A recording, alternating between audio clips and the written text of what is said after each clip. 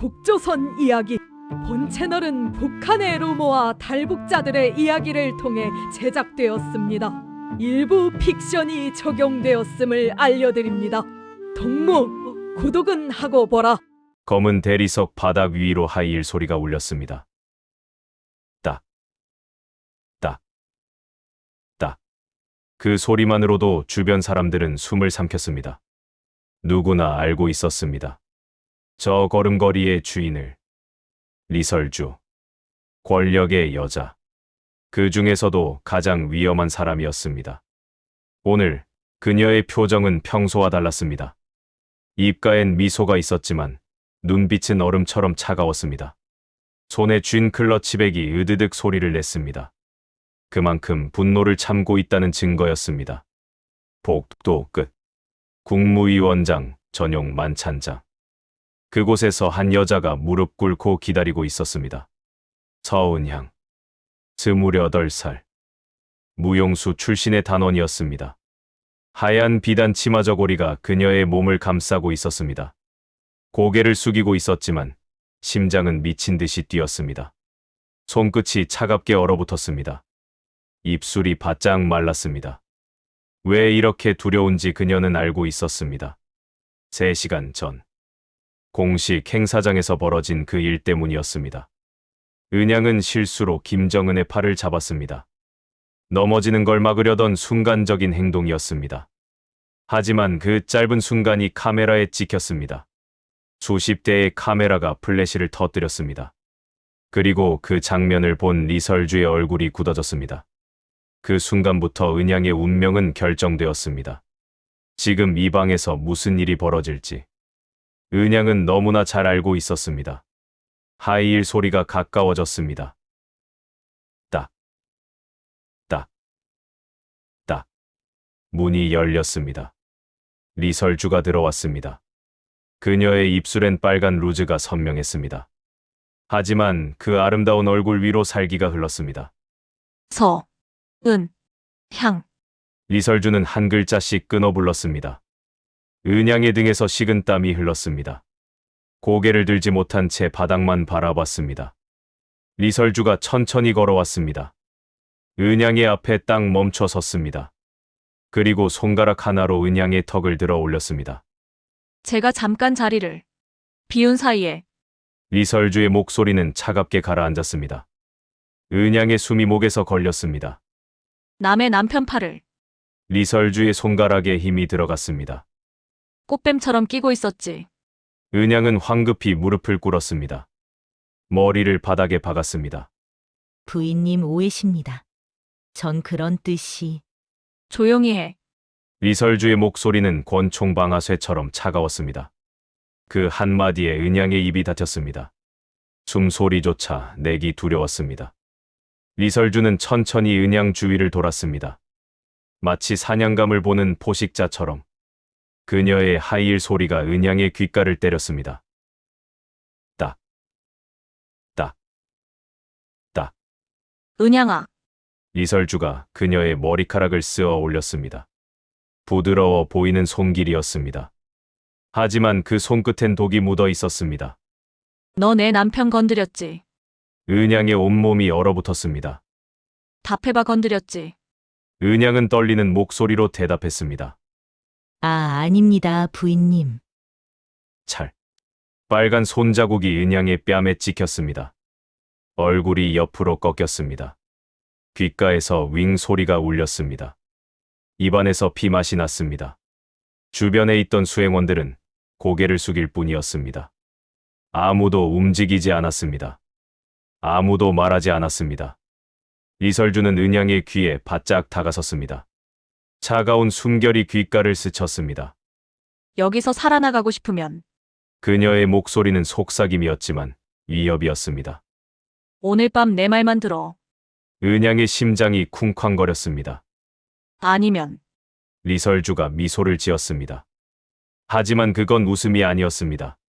너 평양에서 사라질 거야. 영영. 그 순간 은양은 깨달았습니다. 이건 경고가 아니라는 것을. 선고였습니다. 사형 선고였습니다. 오늘 밤 자신이 어떻게 행동하느냐에 따라 살아남느냐 죽느냐가 갈린다는 것을 은양의 머릿속이 하얗게 비어갔습니다. 그리고 그 공포 속에서 단 하나의 생각만이 떠올랐습니다. 도망쳐야 한다. 지금 당장. 3개월 전으로 돌아가 보겠습니다. 평양 모란봉 아래 지하홀이었습니다. 국무위원장 전용 리허설장. 여기는 선택된 여성들만 설 수 있는 무대였습니다.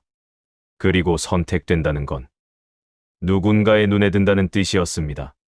서은양이 처음 이 무대에 올랐을 때 리설주는 단번에 알아봤습니다. 여느 단원들과는 다른 분위기였습니다. 조용한데 도발적이고 순한데 묘하게 눈빛이 살아 있었습니다. 어쩌면 리설주는 그때부터 이미 이 여자를 싫어했는지도 몰랐습니다. 리허설 현장이었습니다. 은양은 검은 치마 저고리를 입고 있었습니다. 은색 머리끈이 그녀의 머리를 묶고 있었습니다. 조명 아래서 그녀의 피부가 유난히 밝게 빛났습니다. 곡선이 은은하게 드러나는 허리선. 무용수 출신이라서인지 몸의 움직임 하나하나가 자연스러웠습니다. 사람의 시선을 끄는 그런 움직임이었습니다. 그날 김정은이 예고 없이 리허설장에 들어왔습니다. 모두가 얼어붙었습니다. 하지만 은양은 오히려 더 긴장했습니다. 그리고 실수를 했습니다. 쟁반째 술잔을 떨어뜨린 것입니다. 쨍. 유리잔이 바닥에서 산산이 부서졌습니다. 순간 리허설장 전체가 얼어붙었습니다. 간부들의 얼굴이 창백해졌습니다. 단원들은 고개를 더 깊이 숙였습니다. 은양의 손이 벌벌 떨렸습니다. 그런데 그때 예상치 못한 일이 일어났습니다. 괜찮습니다. 김정은이 직접 걸어와 은양의 팔을 잡았습니다. 그녀를 일으켜 세웠습니다.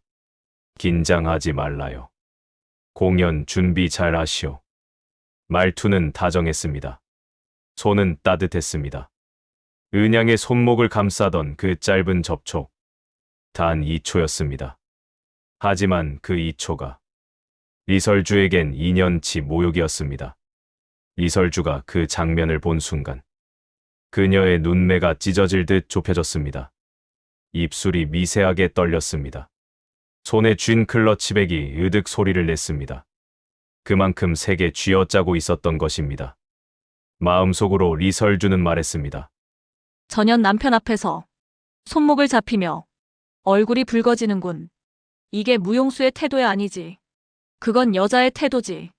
리설주는 자신의 몸속에서 뜨거운 피가 치솟는 것을 느꼈습니다. 질투였습니다. 분노였습니다. 그리고 살이었습니다. 그녀는 웃었습니다. 하지만 그 웃음은 철사로 입꼬리를 억지로 당겨 올린 것 같았습니다.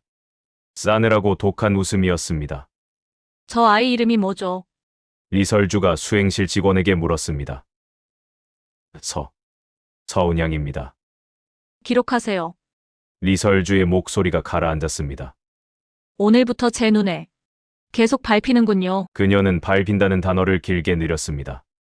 그건 곧 감시 대상, 제거 후보, 경계 1순위가 되었다는 뜻이었습니다.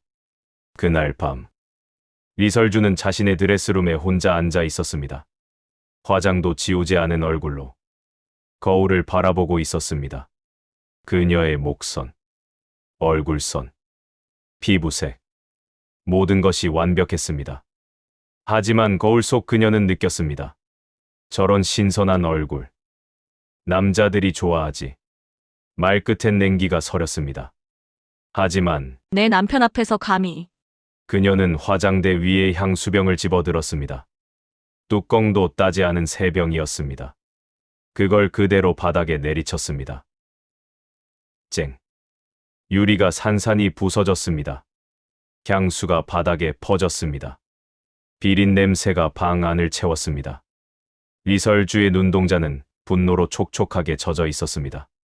서은양, 그녀는 중얼거렸습니다. 넌 누구한테 잘못 보였는지 모르는구나. 그녀의 목소리는 다정한 척했지만 속은 도끼로 가득했습니다. 너 같은 애가 살아남는 걸 리설주는 거울 속 자신을 보며 말했습니다. 난 본 적이 없어. 그리고 다음 날부터였습니다. 은양의 방 배치가 변경되었습니다. 스케줄이 꼬이기 시작했습니다. 단원들 사이에 이상한 소문이 돌았습니다. 서은양이 그분한테 눈을 굴렸대요. 리설주 눈밖에 났다던데요. 이번 달 안에 교체될 거래요.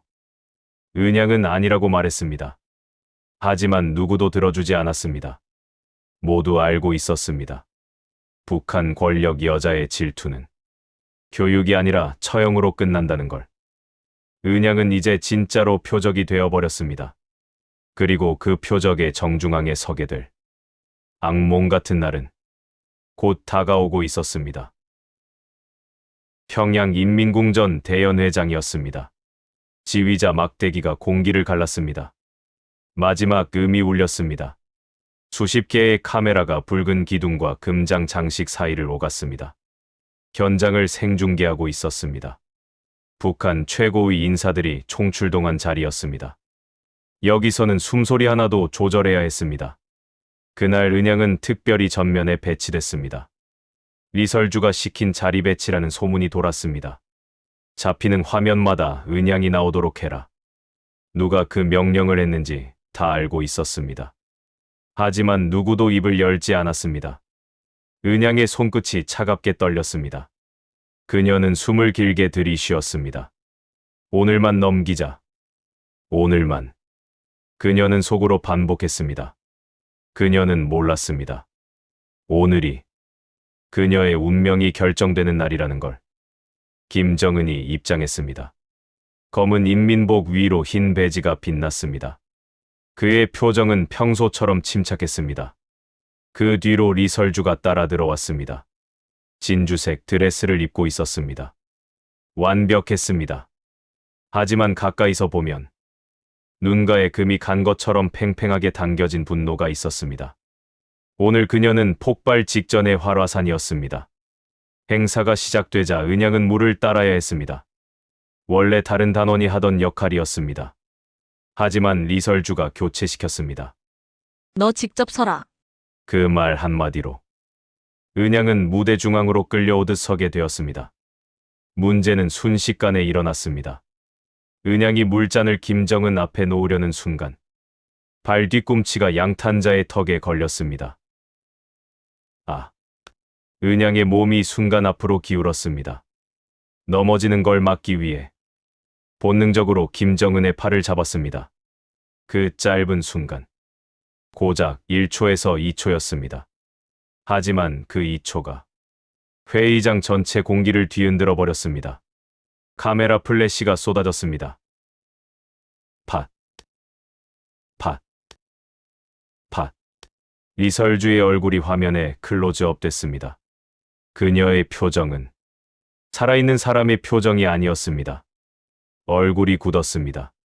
눈동자가 흔들렸습니다. 입술이 미세하게 벌어지며 분노로 새빨갛게 변했습니다. 그녀는 옆에 있던 비서에게 속삭였습니다. 하지만 마이크에 아주 작게 걸리는 바람에 수행원들 몇 명이 들었습니다. 전현 지금 내 남편을 잡았어. 그 말, 그 한마디가 은양의 사형 선고였습니다. 행사가 끝나고 모두 이동하던 통로였습니다. 사람들은 리설주의 동선을 피해 양옆으로 벌어졌습니다. 은양은 물러났습니다.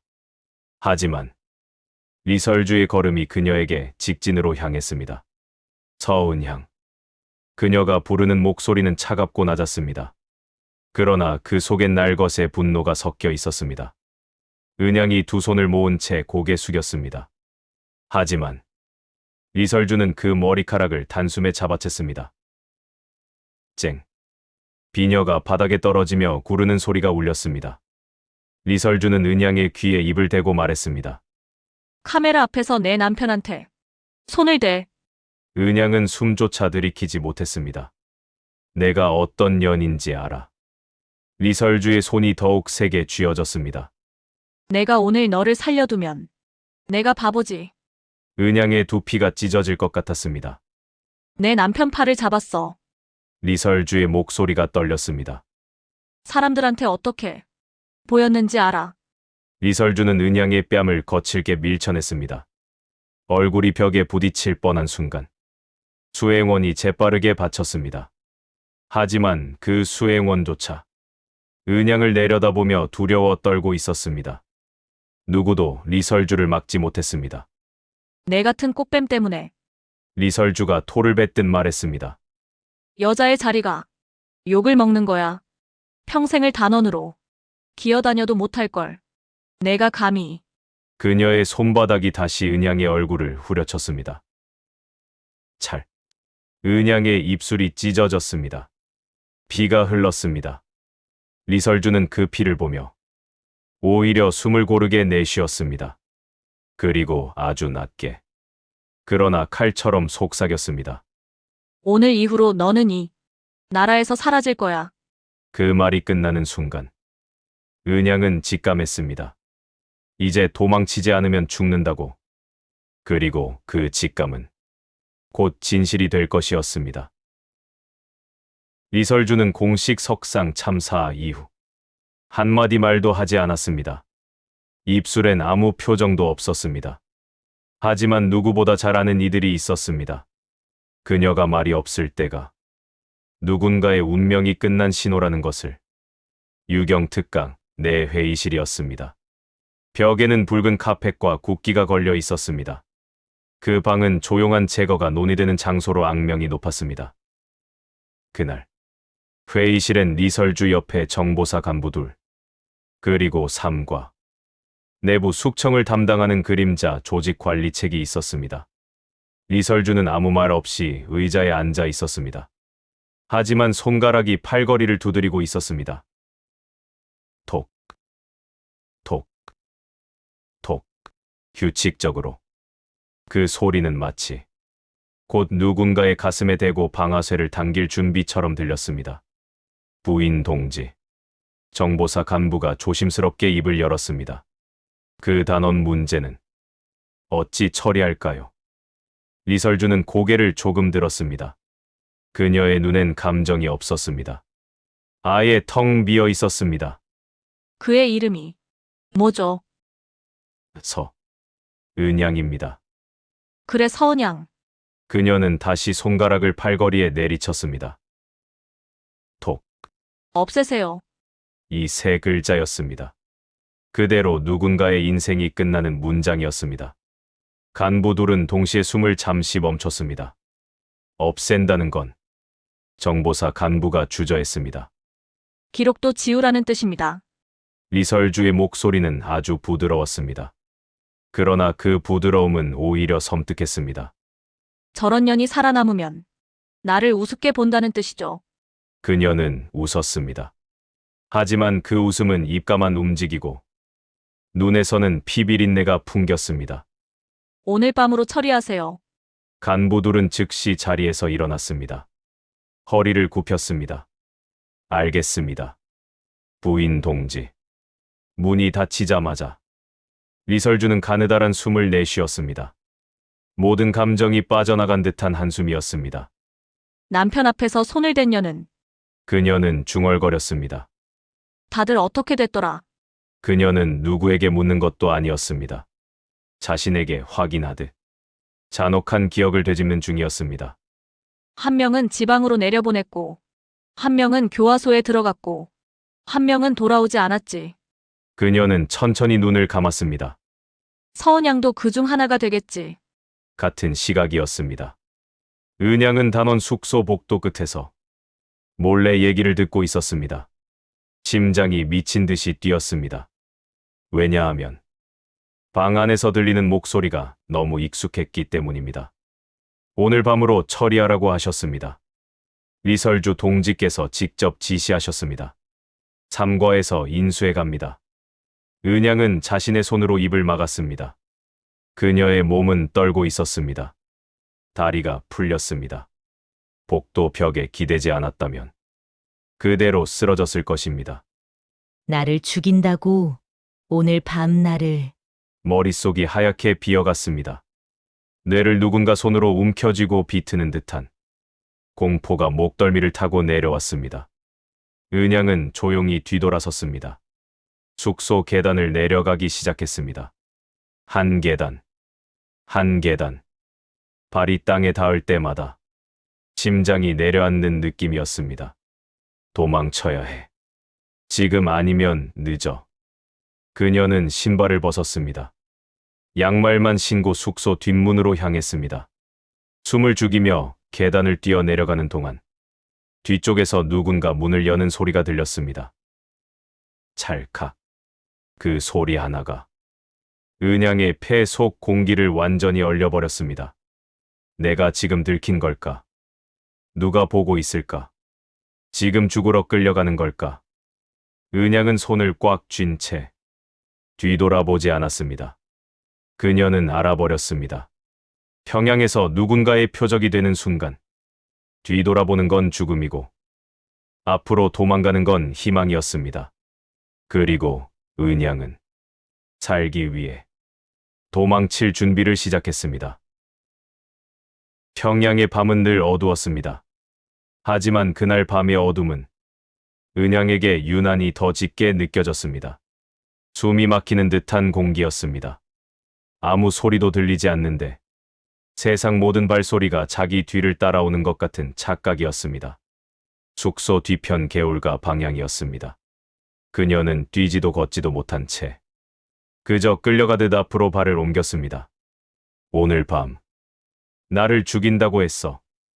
머릿속 한 구석에서 계속 맴도는 그 말. 심장을 손으로 움켜쥔 듯 조여오는 공포.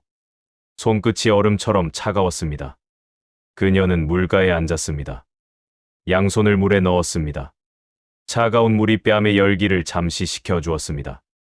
그러나 식혀진 건 열기뿐이었습니다. 공포는 오히려 더 뚜렷해졌습니다. 왜 나를 말할수록 목구멍이 막혀왔습니다. 그녀는 그동안의 일을 되짚었습니다. 첫날, 넘어진 자신을 김정은이 세워준 그 순간. 그 다음, 리설주가 자신을 바라보던 날카로운 눈동자. 그리고 오늘, 귀로 직접 들은 처리하라는 말.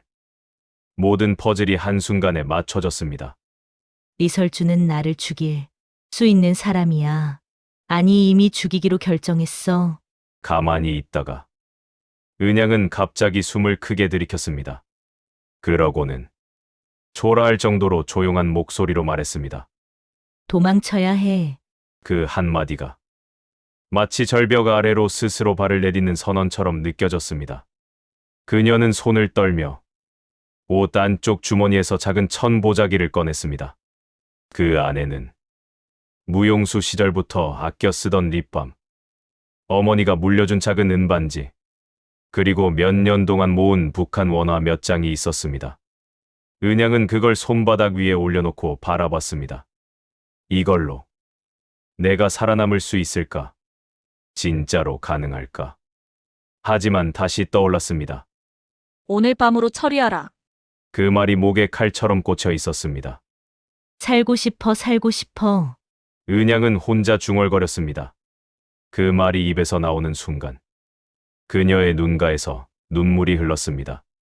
눈물이 흐르는 와중에도 세상은 잔인할 만큼 조용했습니다. 그때였습니다. 숙소 쪽에서 저벅 규칙적인 군화 소리가 들렸습니다. 은양의 피가 한순간에 얼굴에서 빠졌습니다. 왔어. 나 잡으러. 그녀는 반사적으로 몸을 돌렸습니다. 숲 쪽으로 뛰었습니다. 땅을 딛는 소리가 너무 크게 들렸습니다. 잔가지가 찢어지는 소리조차 누군가에게 들릴까 무서웠습니다. 숲 안으로 몸을 숨긴 뒤 은양은 나무숲 사이로 숙소 방향을 살짝 봤습니다. 군인 2명이 천천히 숙소 주변을 둘러보고 있었습니다. 손에는 손전등이 들려 있었습니다. 무전기가 깜빡였습니다. 서은향, 어디 갔습니까? 방이 비어 있다고 합니다. 지금 신호 들었습니까? 3과에서 이동 지시 떨어졌다던데요. 3과. 그 단어만으로 은양의 숨이 막혔습니다. 3과는 돌아올 수 없는 곳으로 끌고 가는 조직이었습니다. 그들에게 넘어가면 그 누구도 생존을 보지 못했습니다. 그녀의 머리 안에 마치 불이 켜지듯 한 가지 문장만 남았습니다. 도망쳐. 지금. 은양은 숲속에서 무릎을 꿇은 채 손으로 입을 막고 숨을 죽였습니다. 그녀의 머리 위로 벌레가 날아다녔습니다. 바닥엔 습기가 올라왔습니다. 옷은 이미 흙투성이가 되었습니다. 하지만 그녀는 그 모든 걸 느끼지 못했습니다. 오로지 한 가지였습니다. 살아야 한다. 이제 돌아갈 수도 숨을 수도 없었습니다. 여기서 밤을 넘기면 그녀는 내일 아침에 시체가 되어 있을 것이었습니다. 은양은 마침내 자신의 떨리는 두 손을 꽉 움켜쥐고 일어섰습니다. 그리고 흔들리는 눈으로 북쪽 하늘을 바라보며 속삭였습니다. 남쪽으로 가자. 그 말은 바람보다 작았지만 그녀 인생에서 가장 큰 결심이었습니다. 은양의 탈북은 그 순간 시작되었습니다. 평양 외곽이었습니다. 달빛이 희미하게 스며드는 밤이었습니다. 은양은 숲속을 조심스레 이동했습니다. 발자국 소리 하나 남기지 않으려 애썼습니다. 하지만 뒤에서 들리는 딱딱, 딱딱, 군화 소리는 이미 그녀의 심장을 두드리고 있었습니다. 그때 도시 한복판 회의실이었습니다. 리설주는 불빛 아래 앉아 있었습니다. 손가락으로 탁자를 두드리며 명령을 내렸습니다. 서은향, 오늘 밤 반드시 찾으세요. 살려보내지 마세요. 가장 신속하게, 가장 깨끗하게. 정보부 간부들은 고개를 숙이고 있었습니다. 알겠습니다. 부인 동지. 즉시 추격조를 조직하겠습니다. 리설주의 눈은 칼날처럼 날카로웠습니다. 그녀는 팔짱을 끼고 김정은의 옆에 섰던 은양의 얼굴을 떠올렸습니다. 그 순간 심장 속에서 피가 끓듯 분노가 올라왔습니다. 이번에는 그냥 놓치지 않을 겁니다. 그녀의 속삭임은 바람처럼 차갑게 회의실을 휘감았습니다. 그 사이 은양은 작은 계곡을 건너며 숨을 죽이고 있었습니다. 나무집과 풀 사이로 몸을 웅크린 채 뒤쪽 숲에서 발소리가 가까워지면 몸을 낮췄습니다. 한 걸음 한 걸음이 생존과 죽음의 경계였습니다. 이렇게 도망치는 거구나. 평양에서 그녀의 머릿속은 불안과 공포로 뒤엉켰습니다. 하지만 포기할 수 없었습니다. 이제 살아남는 것만이 중요했습니다. 그 순간 작은 계곡 너머에서 희미하게 사람 그림자가 움직였습니다. 검은 군복이었습니다. 단단한 장화였습니다. 손에는 무전기와 나이프가 들려 있었습니다. 은양은 숨이 막혔습니다. 그들은 이미 자신을 쫓고 있었습니다. 잡혀선 안 돼. 죽으면 끝이야. 그녀는 속으로 중얼거리며 숲속을 더욱 깊숙이 파고들었습니다. 평양 내부 조직 본부였습니다. 추격조는 이미 출발했습니다. 리설주가 직접 지시한 최정예 팀이었습니다. 그들은 흔적을 남기지 않고 움직이는 훈련을 받은 자들이었습니다. 서은향, 어디 있습니까? 총잡이 중 한 명이 무전기를 통해 명령을 받았습니다. 완전히 제거하십시오. 단 한 치의 실수도 없어야 합니다. 이들은 조용히 밤의 그림자 속으로 스며들었습니다. 달빛에 반사되는 칼날, 흘러가는 바람, 모든 것이 은양에게 죽음의 예고였습니다. 숲속에서 은양은 잠시 숨을 고르며 작은 손수건으로 땀과 눈물을 닦았습니다. 그녀의 손이 떨렸습니다. 무릎 위로 긴장이 쏟아졌습니다. 하지만 도망칠 길은 단 하나뿐이었습니다. 앞으로만, 앞으로만. 뒤돌아보면 끝이야. 그때 나무 사이에서 희미하게 그림자가 움직였습니다. 그림자는 그녀의 시선과 정확히 겹쳤습니다. 은양의 심장이 터질 듯 뛰었습니다. 누구세요? 작게 외쳤지만 그 외침조차 밤의 공포에 삼켜졌습니다. 그 순간 나무잎이 밟히며 소리가 났습니다. 추격조였습니다. 은양은 단숨에 몸을 낮췄습니다. 풀숲에 숨었습니다. 그들의 발걸음이 점점 가까워졌습니다. 손전등 불빛이 숲 사이를 스쳤습니다. 은양의 심장은 칼날처럼 조여왔습니다. 그녀는 속으로 다짐했습니다. 살아야 해. 남쪽으로 가야 해. 그녀의 눈동자가 달빛에 반사되며 결의로 빛났습니다. 숨결이 거칠었습니다. 손끝이 얼음처럼 차가웠습니다. 하지만 그녀의 몸은 한치의 흔들림도 없이 앞으로 나아갔습니다. 밤은 여전히 적막했습니다. 하지만 그 속에서 그녀를 쫓는 그림자들은 점점 가까워졌습니다. 숨 막히는 추격은 이제 시작이었습니다. 밤하늘이 유난히 어두웠습니다. 은양의 심장은 미친 듯이 뛰었습니다. 숲 사이로 달빛이 희미하게 비쳤습니다. 하지만 발걸음을 더듬을 만큼은 아니었습니다. 뒤에서 들리는 군화 소리, 나뭇가지 부딪히는 소리가 너무 선명했습니다. 제발, 지금만 넘어가면 돼. 그녀는 손에 쥔 작은 배낭을 움켜쥐었습니다. 안에는 신분을 숨길 수 있는 옷가지가 있었습니다. 몇 장의 돈, 그리고 작은 은반지. 숨이 턱까지 차올랐습니다. 하지만 앞으로 한 걸음 또 한 걸음 움직였습니다. 숲 끝이었습니다. 작은 강이 그녀 앞을 막고 있었습니다.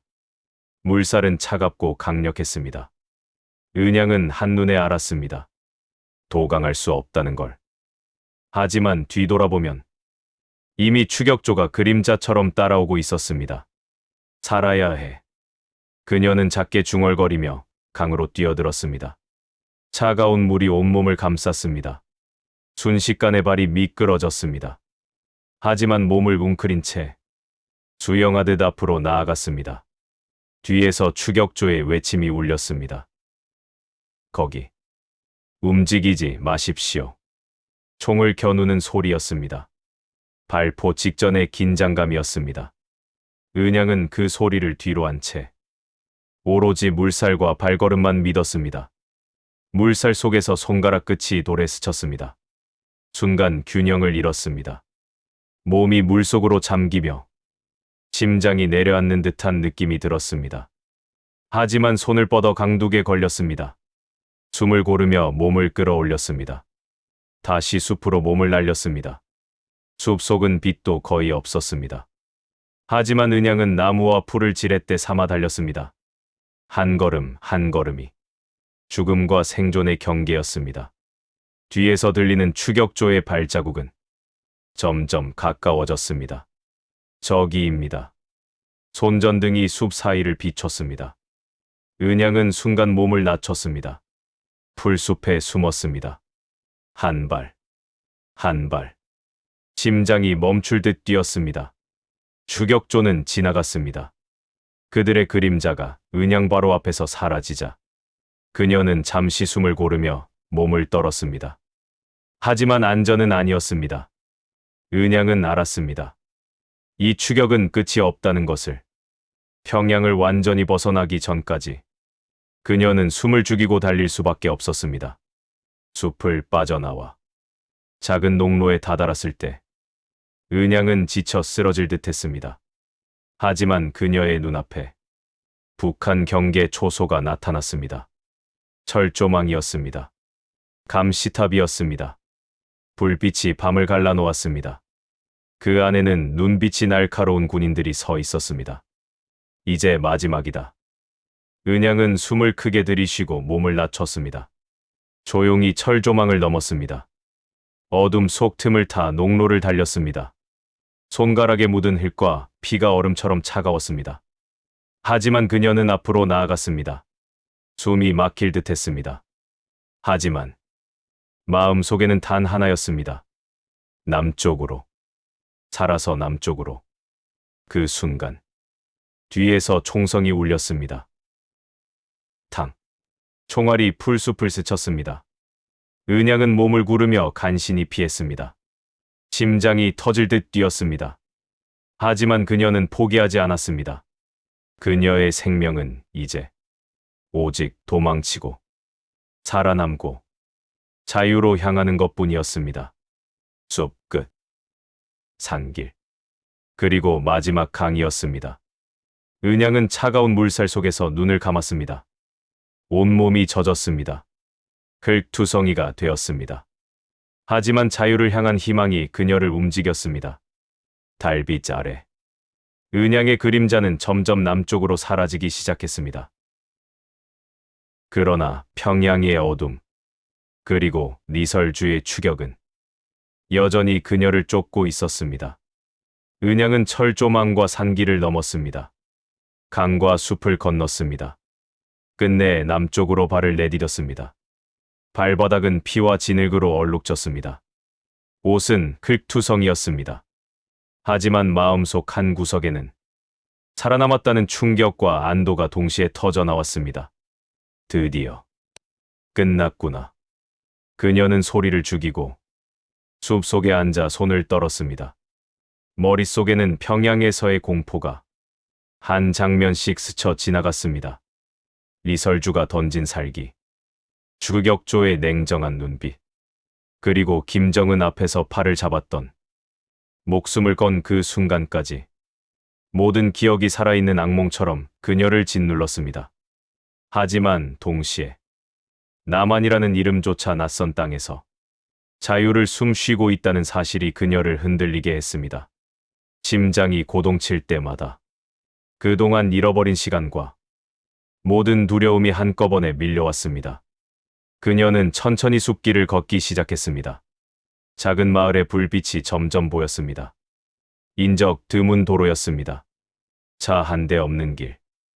그리고 멀리서 들려오는 사람들의 소리. 은양은 그 소리 하나에도 마음이 울렁거렸습니다. 여기서 살아남는 건 상상도 못했어. 처음 마을에 도착했을 때 은양은 한 남자를 만났습니다. 중년의 순박한 얼굴이었습니다. 그는 은양을 발견하고 놀란 듯 눈을 크게 떴습니다. 하지만 이내 조용히 안내했습니다. 여기서 숨으세요. 안전합니다. 그 한마디에 은양은 무너졌습니다. 무릎을 꿇고 손을 머리에 얹었습니다. 눈물이 터져 나왔습니다. 살아있다는 사실만으로도 몸과 마음이 반쯤 풀린 느낌이었습니다. 그 남자는 은양을 작은 집으로 데려갔습니다. 탈북자들을 돕는 브로커였습니다. 이제 당분간 여기서 쉬세요. 서울로 가는 길을 알아보겠습니다. 은양은 고개를 끄덕였습니다. 하지만 그녀의 눈엔 여전히 공포가 남아 있었습니다. 3주 후였습니다. 서울. 은양은 드디어 한국 땅을 밟았습니다. 높은 빌딩들이었습니다. 밝은 간판들이었습니다. 사람들의 자유로운 웃음소리였습니다. 모든 것이 낯설었습니다. 하지만 아름다웠습니다. 은양은 정부로부터 탈북자 지원을 받았습니다. 작은 원룸이 제공되었습니다. 한국어 교육이 시작되었습니다. 새로운 삶의 기회가 주어졌습니다. 처음 몇 달은 평화로웠습니다. 은양은 작은 카페에서 일하기 시작했습니다. 손님들에게 커피를 내리며 조용한 일상을 즐겼습니다. 밤에는 한국어 책을 읽었습니다. 주말에는 공원을 산책했습니다. 평양에서의 악몽은 서서히 잊혀지는 것처럼 보였습니다. 하지만 평화는 오래가지 않았습니다. 6개월이 지난 어느 날이었습니다. 은양은 평소처럼 카페에서 일하고 있었습니다. 오후 3시였습니다. 손님이 거의 없는 시간이었습니다. 그때 문이 열리며 한 남자가 들어왔습니다. 40대 중반쯤 보이는 남자였습니다. 평범한 회사원 차림이었습니다. 하지만 은양의 심장이 순간 멎었습니다. 그 남자의 눈빛이었습니다. 차갑고 날카롭고 자리가 서려 있었습니다. 그녀는 본능적으로 알았습니다. 저 사람은 평범한 손님이 아니야. 남자는 카운터로 천천히 걸어왔습니다. 아메리카노 한 잔 주세요. 목소리는 부드러웠습니다. 하지만 그 부드러움 속에 독이 숨어 있었습니다.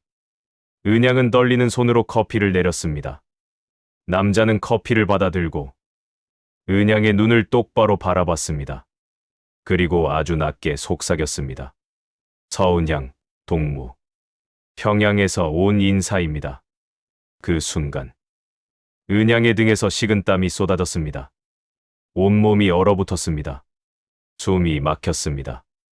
남자는 미소를 지었습니다. 하지만 그 미소는 죽음의 선고였습니다. 리설주 동지께서 남자는 커피잔을 천천히 탁자에 내려놓았습니다. 안부 전하라고 하셨습니다. 그리고 남자는 돌아서서 나갔습니다. 문이 닫혔습니다. 은양은 그 자리에 얼어붙어 섰습니다. 온몸이 떨렸습니다. 다리가 풀렸습니다. 그녀는 카운터에 기대 겨우 몸을 지탱했습니다. 그들이 날 찾았어. 여기까지 찾아왔어. 은양은 즉시 가게 문을 닫았습니다. 집으로 뛰어갔습니다. 짐을 챙겼습니다. 하지만 어디로 가야 할지 몰랐습니다. 그때 집 현관문을 두드리는 소리가 들렸습니다. 똑, 똑, 똑. 은양의 심장이 터질 듯 뛰었습니다. 누구세요? 떨리는 목소리로 물었습니다. 국가정보원입니다. 문 밖에서 낮은 목소리가 들렸습니다. 은양 씨, 문 열어주세요. 은양은 조심스럽게 문을 열었습니다. 2명의 남자가 서 있었습니다. 정장 차림이었습니다. 신분증을 보여주었습니다. 국정원 대북팀이었습니다.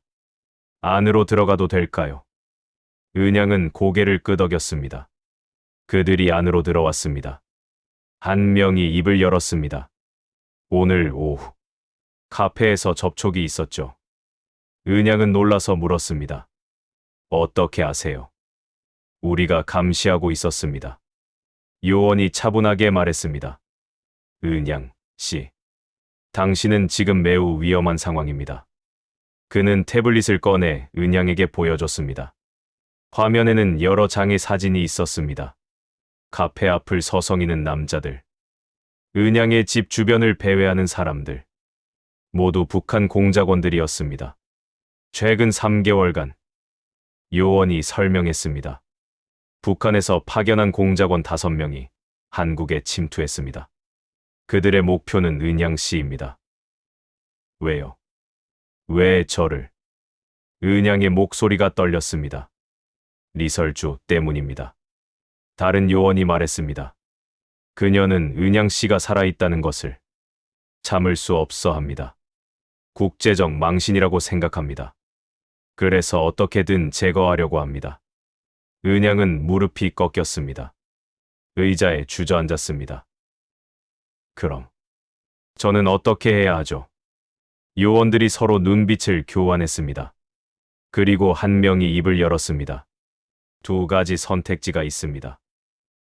첫째, 우리의 보호 아래 한국에 머물 수 있습니다. 하지만 평생 감시를 받으며 살아야 합니다. 둘째, 그는 잠시 멈췄습니다. 제3국으로 이주하는 겁니다. 비공식적으로요. 은양은 고개를 들었습니다. 제3국이요. 네. 일본을 생각하고 있습니다. 요원이 설명했습니다. 일본 시골 지역에 작은 어촌 마을이 있습니다. 거기서 새로운 신분으로 살 수 있습니다. 완전히 흔적을 지우는 겁니다. 은양은 잠시 생각했습니다. 하지만 선택지는 사실상 하나였습니다. 한국에서는 평생 도망치며 살아야 했습니다. 일본에서는 적어도 자유로울 수 있었습니다. 일본으로 가겠습니다. 은양이 말했습니다. 알겠습니다. 요원이 고개를 끄덕였습니다. 3일 후 출발합니다. 모든 것은 비공식적으로 진행됩니다. 언론에도 알리지 않습니다. 당신은 그냥 사라지는 겁니다. 3일 후 인천항이었습니다. 새벽 4시였습니다. 아무도 없는 부두였습니다. 검은색 승용차 한 대가 멈춰 섰습니다. 은양이 내렸습니다. 작은 가방 하나만 들고 있었습니다. 국정원 요원 2명이 그녀를 안내했습니다. 작은 화물선으로. 선장이 기다리고 있었습니다. 일본인이었습니다. 고개만 끄덕이고 말이 없었습니다. 은양 씨, 요원이 마지막으로 말했습니다. 일본에 도착하면 우리 협력자가 당신을 맞이할 겁니다. 새 이름, 새 신분, 새 삶입니다. 과거는 완전히 지워집니다. 은양은 고개를 끄덕였습니다. 감사합니다. 그녀의 목소리는 작았지만 진심이 담겨 있었습니다. 배가 출발했습니다. 서서히 한국 땅에서 멀어졌습니다. 은양은 갑판에 서서 사라지는 서울의 불빛을 바라봤습니다. 눈물이 흘렀습니다. 하지만 이번에는 슬픔의 눈물이 아니었습니다. 해방의 눈물이었습니다. 16시간 후였습니다. 일본 시마네현 작은 어촌 마을이었습니다. 인구 200명 남짓. 노인들이 대부분인 마을. 배가 작은 항구에 닿았습니다. 한 남자가 기다리고 있었습니다. 60대 중반쯤 되어 보였습니다. 얼굴엔 주름이 깊었지만 눈빛은 따뜻했습니다. 나카무라입니다. 그가 일본어로 말했습니다. 은양은 서툰 일본어로 대답했습니다. 처음 뵙겠습니다. 나카무라는 미소를 지었습니다. 이제부터 당신 이름은 미유키입니다. 사토 미유키. 도쿄에서 온 여성. 이혼 후 조용한 삶을 위해 이곳에 왔다는 설정입니다. 은양은 아니. 이제 미유키는 고개를 끄덕였습니다. 나카무라가 그녀를 작은 집으로 안내했습니다. 바다가 보이는 언덕 위였습니다. 낡았지만 아담한 집이었습니다. 여기서 살 수 있습니다. 나카무라가 말했습니다. 마을 사람들은 당신에 대해 궁금해하지 않을 겁니다. 여기는 그런 곳입니다. 모두 자기 삶에 바쁘죠. 미유키는 집 안을 둘러봤습니다. 작은 부엌, 다다미방 하나, 그리고 바다가 보이는 창문. 모든 것이 단순했습니다. 하지만 평화로웠습니다. 그날 밤, 미유키는 창가에 앉아 어두운 바다를 바라봤습니다. 파도 소리가 들렸습니다. 규칙적이고 부드러웠습니다. 그 소리를 들으며 그녀는 처음으로 진짜 안전하다는 느낌을 받았습니다. 6개월이 흘렀습니다. 미유키는 마을에 적응했습니다. 작은 슈퍼마켓에서 일했습니다. 마을 노인들과 인사를 나눴습니다. 서툰 일본어는 점점 나아졌습니다. 아무도 그녀의 과거를 묻지 않았습니다. 아무도 그녀가 누군지 궁금해하지 않았습니다. 그녀는 그저 조용한 마을의 조용한 주민이었습니다.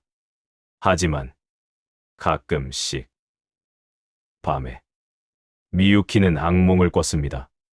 리설주의 얼굴이었습니다. 차가운 눈빛, 하이힐 소리, 그리고 그 목소리. 너는 이 나라에서 사라질 거야. 미유키는 땀을 흘리며 깼습니다. 숨이 가빴습니다. 심장이 뛰었습니다. 하지만 창밖을 보면 조용한 바다가 있었습니다. 별이 빛나는 하늘이 있었습니다. 파도 소리가 들렸습니다. 그녀는 천천히 숨을 고르며 자신에게 말했습니다. 이제 안전해. 이제 자유야. 그리고 다시 잠들었습니다. 1년 후, 미유키는 완전히 새로운 사람이 되어 있었습니다. 일본어는 유창해졌습니다. 마을 사람들과 친해졌습니다. 작은 텃밭을 가꾸기 시작했습니다. 주말에는 바닷가를 산책했습니다. 평양에서의 기억은 이제 먼 나라 이야기처럼 느껴졌습니다. 어느 봄날이었습니다. 미유키는 바닷가에 앉아 있었습니다. 따뜻한 바람이 불었습니다. 파도가 밀려왔다 물러갔습니다. 햇살이 물결 위에서 반짝였습니다. 그녀는 눈을 감았습니다. 깊이 숨을 들이켰습니다. 그리고 속으로 말했습니다. 나는 살아남았어. 리설주의 분노도, 북한의 추격도, 공작원들의 위협도 모두 이겨냈어. 이제 나는 자유야. 눈물이 흘렀습니다. 하지만 이번에는 행복의 눈물이었습니다. 그녀는 일어서서 바다를 향해 천천히 걸었습니다. 파도가 그녀의 발을 적셨습니다. 차가웠지만 상쾌했습니다. 미유키는 미소 지었습니다. 그리고 속삭였습니다. 감사합니다.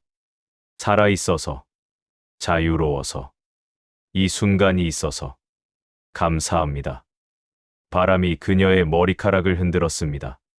파도가 그녀의 발을 감쌌습니다. 햇살이 그녀의 얼굴을 비췄습니다.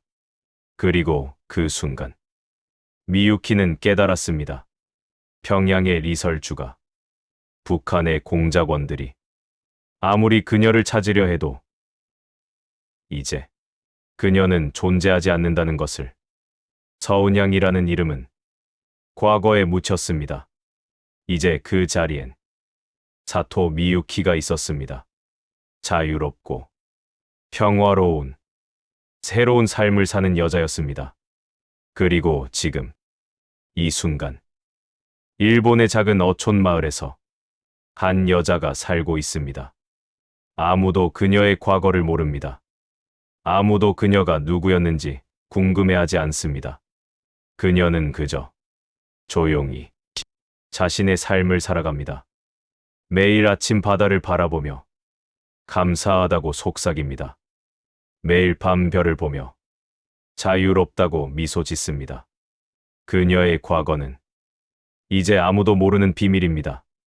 그녀의 미래는 오직 그녀 자신의 것입니다. 리설주는 여전히 평양 어딘가에서 권력의 자리에 앉아 있을 것입니다.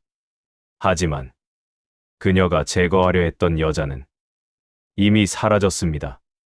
흔적도 없이 완벽하게. 그리고 그것이 서은양이, 아니, 사토 미유키의 가장 완벽한 승리였습니다. 끝까지 시청해 주셔서 감사합니다. 더 좋은 이야기로 찾아뵙겠습니다. 구독과 좋아요 꼭 부탁드립니다. 북조선 이야기. 본 채널은 북한의 루머와 탈북자들의 이야기를 통해 제작되었습니다. 일부 픽션이 적용되었음을 알려드립니다. 동무, 구독은 하고 보라.